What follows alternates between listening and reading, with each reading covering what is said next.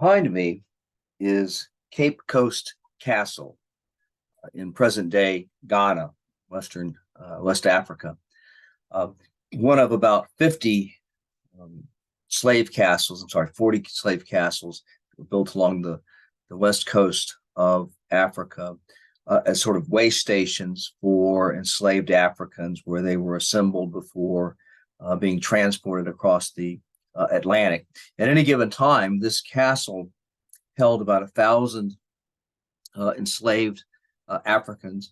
They were kept in dungeons under terrible conditions, and then, of course, placed aboard slave ships and then sent on the Middle Passage, that deadly voyage across the Atlantic. We estimate that about 10,000 Africans came through Cape Coast Castle in any given year for a number of decades.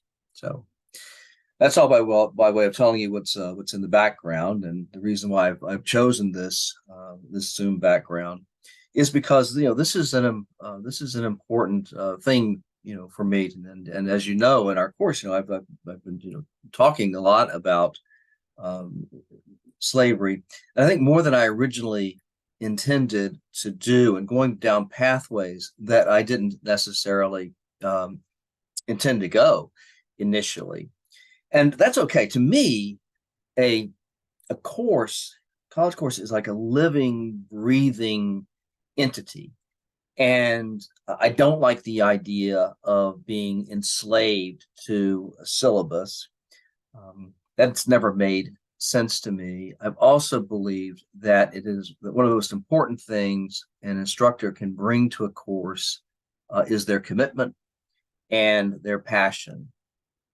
And that's all well and good, and I don't have any issues with that. However, I think that if an instructor is going to go down that path, the instructor has an obligation to create a coherent experience for their students. And so what I'm going to be doing is to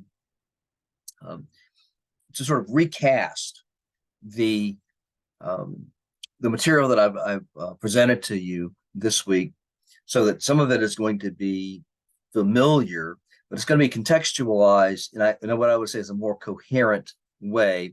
And there's going to be some additional material that I think will further clarify what I'm trying to accomplish and what I'm trying to teach you. That's number one.